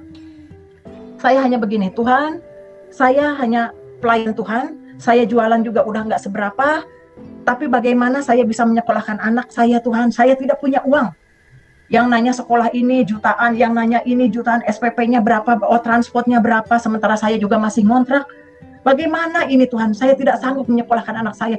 Saya hanya bergumul kepada Tuhan. Tuhan Yesus, tolong anak-anak saya. Sekolahkan anak-anak saya. Tolong, saya cuma janda, nggak punya apa-apa. Tolong, hanya punya Tuhan Yesus. Saya besar harapan. Tolong sekolahkan anak-anak saya. Saya itu sering begini, sering dengar juga. Coba deh katanya cari beasiswa kemana? Saya tanya beasiswa yang di Indonesia ada persyaratan begini. Aduh, repot juga. Saudara yang terkasih, tahu apa yang saya lakukan? Satu persatu, karena saya tahu dari konsumen yang saya kenal, coba cari ke luar negeri katanya. Anak saya dulu sekolahnya beasiswa ke luar negeri katanya, dari kedutaan. Ini saya udah nggak punya duit, nyekolahin anak nggak bisa, ini udah kepepet, mau bagaimana? Saya datengin satu persatu kedutaan, saudara. Di sini ada beasiswa enggak ya? Kalau ngomong-ngomong Inggris sedikit, bolehlah. Saya nanya ada beasiswa enggak, ada beasiswa enggak. Udah kayak pengemis nyari buat nyekolahin anak. Sampai akhirnya saya ketemu orang, Bu katanya, tuh di Jerman ada beasiswa buat nyekolahin seperti itu katanya gitu. Nanti ada keterangan surat tidak mampu dan lain sebagainya. Oh, saya semangat. Sampai akhirnya saya coba daftarin anak saya. Kamu mau nggak sekolahin ke Jerman? Aduh, gimana? Udah di sini hidup susah, apalagi di sana. Di sana kita punya Tuhan. Sekolah ke sana. Akhirnya udah dari situ saya coba bikin data, ngumpulin ijazah anak saya dan lain sebagainya. Saudara, jangan dikira semua mulus. Yang menghina juga ada. Katanya, cuman anak penginjil nyekolahin anak ke luar negeri kayak pengusaha aja, emangnya punya duit gitu. Itu banyak sekali gitu. Tapi saya nggak gentar. Saya punya Yesus. Dia kan mau nyekolahin anak saya. Saya begitu. Saya daftarin anak-anak. Terus saya kumpulkan. Sampai akhirnya, Bu katanya surat dari universitas di Jerman ada. Loh, kok bisa ya? Tapi di situ harus ada garansi katanya. Harus ada harus ngasih uang jaminan kata gitu. Uang jaminan dari mana? Besar pula waktu itu, berapa euro gitu ya. Aduh, uang dari mana ini? Tuhan, Engkau yang menyekolahkan anak saya. Engkau juga yang akan membiayai anak saya juga. Tolong, udah kebuka jalan sedikit-sedikit. Tolong saya Tuhan, jangan setengah-setengah. Tolong full. Akhirnya apa? Tahu-tahu ada orang nelpon saya ke Bu katanya bisa nggak saya kontrak dengan salah satu gereja di situ. Ibu kan bisa seminar, ya. Ibu bisa ngajar nggak? Ya bisa ngajar sedikit-sedikit. Ngajar apa? Islamologi. Oh iya, baik saya ngajar. Ibu bisa khotbah? Ya bisa lah. Kalau nggak bisa tolong ajarin. Saya juga begitu orangnya, nggak berarti oh saya bisa semua, Tuhan Yesus ada untuk saya. Tidak, saya juga oh iya maunya seperti apa saya ngikutin. Soalnya saya juga sedang belajar. Jadi sambil Tuhan ngajarin saya ngajarin orang, saya juga sambil belajar gitu. Jadi sama-sama saling belajar. Sedang nggak ada yang pintar di dalam Tuhan. Yuk gimana? Oke, kontrak ya Bu ya. Ya. Udah gitu, saya ceritakan bagaimana perjuangan saya, bagaimana saya mengajar, bagaimana saya khotbah, bagaimana saya seminar, begini-gini. Akhirnya sedikit-sedikit terkumpul. Ada juga Tuhan menggerakkan orang-orang untuk membantu saya. Terkumpul lah itu. Bagaimana sebuah gereja juga bisa membantu saya. Oke, Bu, katanya ada sekian, kumpulin. Yang penting anak ibu sekolah. Terus tiketnya bagaimana? Doa lagi aja. Saya doa lagi, saudara. Udah terkumpul, udah dikirim tuh ke Dutch Bank. Karena harus anaknya masih di Indonesia, uangnya harus dikirim ke Jerman sebagai jaminan. Terus udah gitu, aduh gimana lagi, itu kali bule di kedutaan Jerman kalau lihat saya udah sebel, kali ini si ibu datang lagi. Tapi saya kekeh, saya datang. Sampai akhirnya, aduh ini udah clear di Jerman. Berangkatnya bagaimana, tiketnya bagaimana, doa lagi. Saya bilang ke anak, ayo kita sama-sama bergandengan tangan, berdoa lagi, berdoa. Sampai akhirnya saudara yang terkasih, anak saya berangkat ke Jerman. Akhirnya orang-orang bicara begini, kok bisa ya? Kok bisa katanya nyokolain anak? Tuhan yang menjadikan ini semua, bukan saya. Itu saya selalu kerap seperti ini, saudara. Dan satu hal lagi, saya punya kegiatan di samping saya khotbah, di samping seminar dan ngajar Islamologi juga saya ada kegiatan NGO. NGO itu aktivitas saya untuk lebih peduli. Karena saya begitu, saya kenal Yesus, kasih saya itu semakin besar. Saya tidak punya apa-apa, tapi saya punya pergerakan yang membantu orang-orang yang duafa, membantu orang-orang yang pernah jatuh, membantu anak-anak yang terlantar, membantu orang-orang yang membutuhkan pertolongan. Duit dari mana saya juga tidak punya, tapi hasil dari saya khotbah, hasil dari pelayanan saya kumpulkan sebagian untuk hidup, sebagian lagi untuk NGO saya namanya Love and Life. Dulu kan saya punya yayasan Alfat Kemenangan, sekarang Love and Life, antara cinta dan hidup. Jadi saya penuh cinta karena Tuhan Yesus mengajarkan saya lebih mencintai lagi, dan saya berjalan untuk itu. Jadi kalau di agama saya yang dulu 2,5% untuk Tuhan, kalau saya enggak. Di Kristen 10% untuk Tuhan, tidak. Saya 10% untuk saya, sisanya untuk kegiatan saya. Tuhan selalu menyertakan donatur-donatur bergantian. Kadang ada, kadang tidak ada. Kegiatan saya juga banyak. Saya lupa untuk memberikan kepada tim bagaimana kegiatan saya, dan itulah karunia Tuhan kepada saya, bagaimana di samping Tuhan menyelamatkan saya, Tuhan memelihara saya dan anak-anak. Satu lagi, anak saya yang laki, habis sekolah. Saya nggak sanggup lagi, karena setelah yang di Jerman, itu saya nggak ada biaya lagi. Bagaimana nyokolain anak saya yang SMA itu, yang laki, dari SMP ke SMA. Akhirnya apa? Saya punya kenalan. Oh, katanya homeschooling aja. Homeschooling sambil ibu cari beasiswa lagi. Oh, begitu, baik. Anak saya daftarkan homeschooling. Terus saya mencari lagi biasa, kedutaan, nyari lagi beasiswa. Kalau saya bukan yang pakai jaminan, saya udah nggak punya duit, udah nggak mau lagi berbicara tentang uang untuk nyekolahin anak. Akhirnya saya dapat dari kedutaan Rusia tanpa jaminan uang. Yang penting nilai bagus, anak saya juga puji Tuhan, pintar-pintar. Saya gembleng juga luar biasa. Ayo, kamu berjuang. Ini Rusia tidak ada uang jaminan. Kamu harus sekolah ke sana. Anak saya yang laki bengong aja. Waktu itu umur masih 16 tahun, saudara. Saya suruh pergi ke Rusia. Coba, ini ibu gila apa? Tapi saya yakin Tuhan akan menyertai anak saya. Dia punya rencana untuk anak saya. Dan ini kesempatan. Kamu tidak boleh menolak. Kita bergumul, kita doa puasa, kita sama-sama berjuang. Akhirnya dengan caranya Tuhan, tanpa jaminan dia berangkat ke Rusia. Ada juga seseorang pengusaha yang menolong bisa memberangkatkan dia dengan tiketnya, dengan segala bekalnya. Pokoknya didandanin lah itu anak, karena saya juga harus, di Rusia tuh dingin. Waduh, harus beli baju-baju dingin dari mana. Akhirnya dilengkapin lah. Berangkatlah itu ke Rusia. Umur belum sampai genap 17 tahun. Berjuang. Puji Tuhan, sudah lulus master sekarang. Bahkan sudah bekerja di perusahaan Rusia juga. Itu cara Tuhan memelihara anak saya yang kedua. Yang ke-1 di Jerman sudah menikah, sudah punya anak 1. Yang ketiga, Tuhan titipkan yang luar biasa untuk saya. Ini satu anak memang yang spesial untuk saya. Saya harus hidup dengan dia seumur hidupnya dia. Tapi saya percaya suatu saat Tuhan memberikan keajaiban. Tuhan akan memulihkan anak saya yang ketiga ini. Usianya sekarang 23 tahun. Tapi dengan kondisi seperti umur 4 tahun, kadang berpikir seperti anak-anak, saya seperti punya balita aja sampai hari ini. Tapi saya sangat mencintai dia. Saudara saya juga kakaknya yang di Jerman, di Rusia juga sangat mencintai. Dan satu hal lagi, bagaimana Tuhan menyatakan kebesarannya pada saat anak saya yang keempat. Saudara masih ingat cerita saya di awal, bagaimana anak saya yang keempat tertinggal di keluarga saya pada saat saya tanda tangan di pengadilan syariah, bagaimana dia tertinggal dan ditahan sama keluarga saya. Saya tidak bisa bertemu dengan anak saya itu bertahun-tahun, tidak ada komunikasi. Bahkan saya, salah satu televisi Kristen membantu saya untuk datang ke Garut. Akhirnya terjadi sedikit bagaimana, karena anak saya juga diambil paksa sama kakak saya, bahkan sekolahnya dipindahkan supaya tidak berhubungan dengan saya. Bertahun-tahun itu terjadi. Seorang ibu yang rindu dengan anaknya hanya berdoa, dan saya bicara kepada kakak-kakaknya, ayo mungkin di Facebook, mungkin di media sosial, atau bagaimana bisa ketemu adik kamu seperti ini.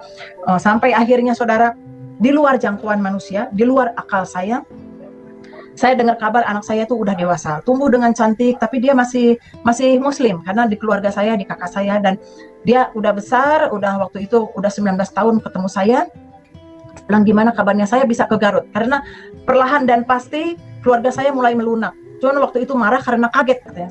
Tapi ya nggak sampai membunuh, ya karena kaget. Akhirnya mereka tuh minta maaf kepada saya. Nggak apa-apa, saya sudah memaafkan kok. Sebelum keluarga memaafkan, saya sudah memaafkan. Bahkan saudara, saya bisa mengumpulkan uang, saya bisa memberangkatkan ibu saya umroh.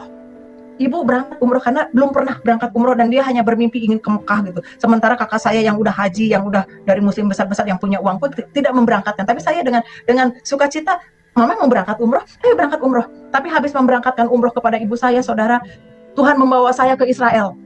Ada pengusaha yang mengundang saya bawa ke Israel, ke Mesir, kemana, keliling-keliling. Seperti itulah, seperti apa ya, saya melakukan ini untuk ibu saya, berangkat ke Mekah, malah Tuhan memberikan yang lebih untuk saya. Saya dibawa keliling sampai bingung. Kemarin saya memberangkatkan ibu saya umroh, kok kenapa hari ini saya ada di Israel? Saya bingung, nggak ada uang sedikit pun, karena uangnya habis untuk umroh ibu saya. Tapi bisa sampai bolak-balik seperti itu. Sampai akhirnya anak saya menghubungi, ibu katanya, aku mau menikah. Oh, dengan siapa? Ibu datang ke Garut. Saya datang ke Garut. Ya, saudara mau tahu satu hal yang membuat saya kaget, ternyata anak saya itu yang keempat itu sudah diadopsi kakak saya, bahkan akte kelahiran, kartu keluarga semua atas nama kakak saya. Dan itu bagi manusia mungkin tidak akan terjadi, bisa berbalik seperti itu.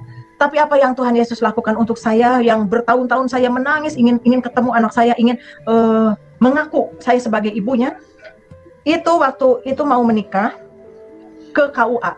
KUA itu menanyakan, ini siapanya? Oh, ini uaknya, karena kami dari Sunda. Ini uaknya. Oh, bapaknya mana? Bapaknya udah meninggal. Minta surat kematian. Saya punya surat kematian, saya berikan. Terus ibunya di mana? Oh, ibu saya di Jakarta. Gitu. Masih ada. Oh, begini ya. Tolong ibunya panggil karena ini tidak sah. Karena harus ibu kandung yang menikahkan dan harus wali daripada saudaranya, bukan dari uaknya. Karena garis keturunan di Islam itu, garis keturunan wanita itu kan tidak ada. Yang ada dari garis keturunan pria. Nah, garis keturunan pria suami saya udah meninggal. Adiknya yang laki juga sudah meninggal. Berarti terputus. Nah, sementara ada satu yang bisa jadi wali, yaitu kakaknya. Nah, kakaknya itu yang di Rusia itu orang Kristen. Sudah terima Yesus. Berarti tidak boleh jadi wali. Nah, kalau di Islam itu kan tidak boleh keluarga dari wanita itu jadi wali. Harus wali hakim. Itulah cara Tuhan. Bagaimana itu akte kelahiran dicoret, bagaimana kartu keluarganya kakak saya dicoret, dan itu sudah tidak berarti apa-apa, dan harus membuat baru dengan akte kelahiran atas nama saya dan almarhum suami saya. Dan wali waktu menikahkan adalah wali hakim. Nikahnya juga di masjid. Saya datang dengan berkerudung, saya datang dengan mengucap, oh Tuhan Yesus, praise the Lord. Sekian kuatnya keluarga saya memisahkan saya dari anak, tapi pada saat pernikahan malah saya yang datang di situ. Bahkan kakak saya sendiri pun tidak datang. Yang ngurus kakak saya yang lain. Saya punya besan juga, mereka yang urus semuanya. Sampai ada pesta pernikahan, sampai beres semuanya, tidak terjadi apa-apa.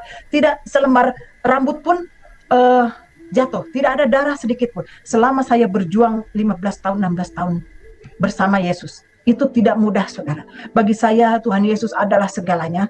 Bagi saya, Tuhan Yesus selalu menaungi hidup saya dan saudara tentunya. Saya rindu suatu saat banyak lagi jiwa-jiwa yang bisa Tuhan jangkau, yang bisa Tuhan selamatkan, dan kita sama-sama saling mengasihi, saling berbagi berkat, bagaimana kedaulatan Tuhan Yesus berdaulat atas hidup kita, berdaulat atas bumi ini, menciptakan satu kebaikan, menciptakan satu keharmonisan, kita saling menghargai antara sesama. Dan semenjak saya mengenal Yesus, saya lebih mencintai lagi, saya lebih peduli lagi, saya lebih belajar bijaksana. Bahkan Tuhan membawa saya bisa penginjilan ke berbagai daerah di Indonesia. Bahkan Tuhan membawa saya sampai ke luar negeri, sampai bisa ke India, ke Nepal, bisa ke Bangladesh, ke Rohingya, bisa sampai ke Haiti juga, bisa ke negara-negara lain. Bahkan pada saat setelah 20 tahun sendiri, saya juga tidak menyangka Tuhan akan memberikan pendamping. Waktu saya berangkat ke Pakistan, saya sampai ke Islamabad, sampai ke perbatasan Afghanistan, Faisalabad. Dari Karachi ke Lahore dan terus pergi-pergi seperti itu. Saya punya rencana, saya ingin berangkat ke Iran karena saya rindu sekali ingin pelayanan ke daerah Syiah seperti itu. Saya baca di situ kan ada cerita tentang Esther ya, di sana tuh ada makamnya, ada Cyrus di sana, Kuros di sana. Saya tuh pingin ke sana, pingin tahu Iran seperti apa. Di samping NGO juga saya ke sana.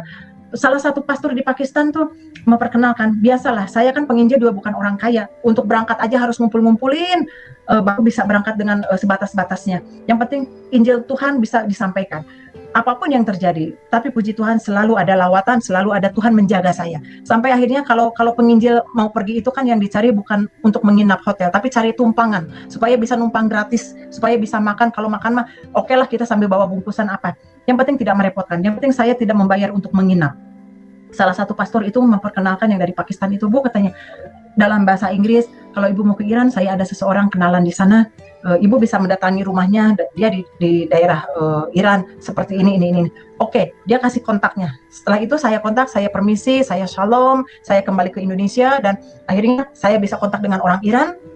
Tapi itulah setelah 20 tahun saya juga tidak pernah rencana akan Tuhan memberikan pendamping lagi. Saya tidak punya rencana untuk menikah kembali. Yang ada bagaimana saya bisa terus melayani Tuhan selama hidup saya, selama saya bisa.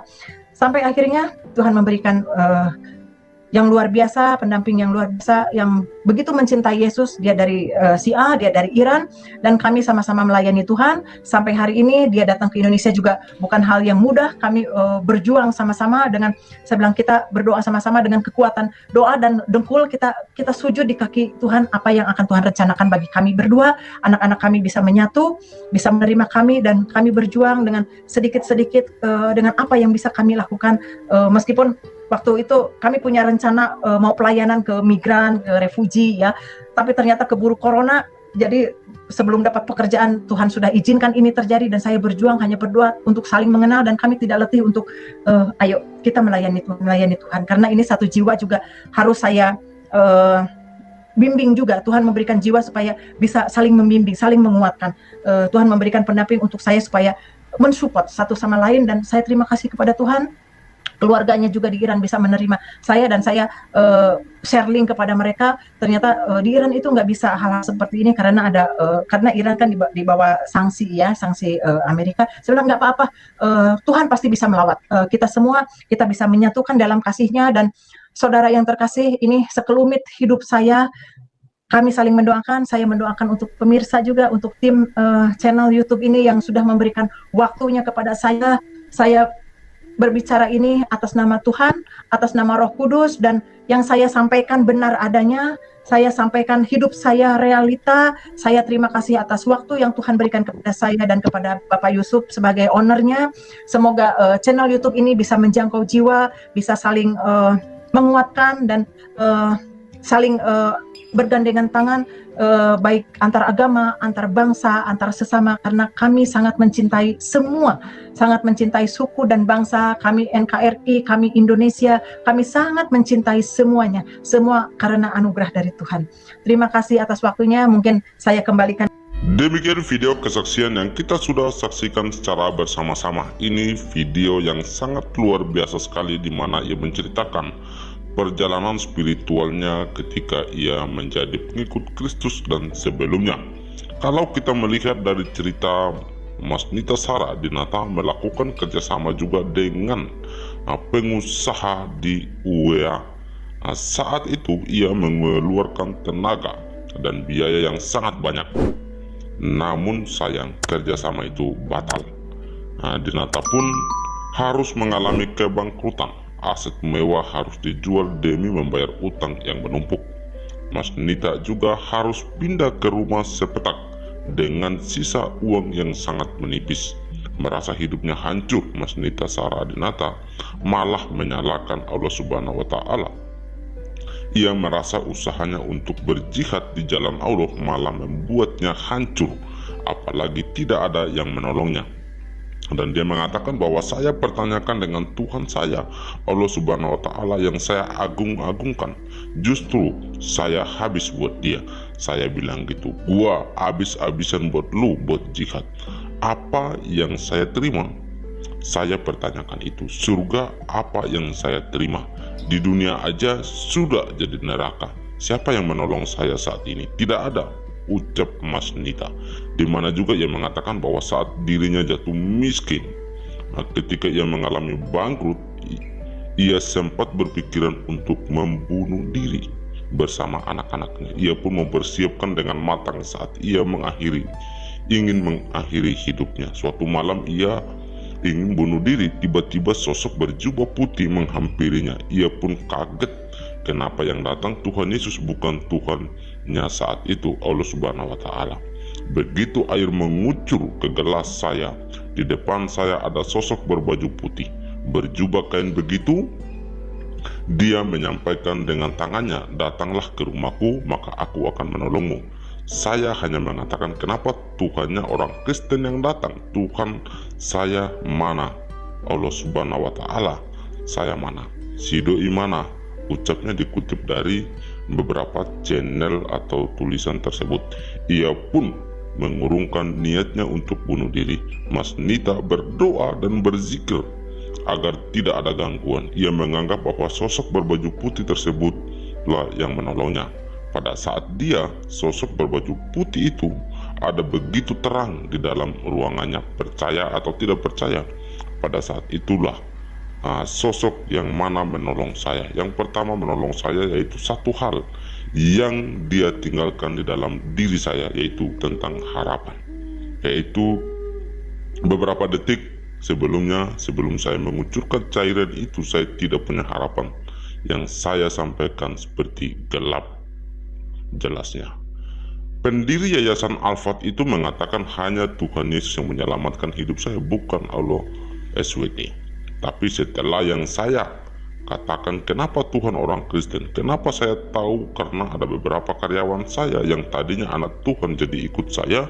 Waktu itu mualaf ucapnya, pada saat saya membutuhkan pertolongan hanya Tuhan Yesus yang datang kepada saya, tidak pada Allah SWT, tidak pada nabi saya, tidak pada habib saya, tidak siapapun dalam agama Islam saya. Tetapi saya memutuskan untuk mengikuti Yesus. Meski dirinya sempat bunuh diri dan diselamatkan oleh Tuhan Yesus, ia tak langsung percaya begitu saja. Ia pun mempelajari agama Kristen dan mengetahui sosok Tuhan Yesus. Ia berkomitmen tidak lagi sholat dan mencari jalan ajaran agama Kristen. Saat mencari ajaran agama, barunya ia memiliki proses yang cukup panjang untuk menentukan pilihan agamanya. Ia akhirnya memilih pindah agama setelah mendapatkan ajaran agama Kristen. Tuhan membawa saya dari Muslim, Tuhan cuci saya, Tuhan permandikan saya, Tuhan membenahi hidup saya, Tuhan membawa saya ke tempat ini. Dari sini justru mendapatkan jiwa-jiwa yang harus ditolong, yang harus dibawa kepada Tuhan Yesus, bukan kepada saya. Itulah luar biasa ungkapnya dalam kesaksiannya yang kita sudah dengarkan tadi secara bersama-sama. Dan kalau kita melihat bahwa dia adalah orang yang sangat berpengaruh, tetapi ketika Tuhan panggil, ketika Tuhan pilih, dan bahkan dia pun diadili, tetapi Tuhan menyatakan dirinya kepada ustazah ini, dan dia harus meninggalkan zona nyaman, dan dia harus mengikut Yesus dengan 3 orang anaknya. Karena itu saudara yang dikasih Tuhan, saya percaya dan yakin bahwa melalui video kesaksian ini, hidup kita juga akan dikuatkan, iman kita akan dikuatkan, dan bahkan nama Tuhan dipermuliakan. Demikian video kesaksian yang saya dapat bagikan. Tuhan Yesus memberkati.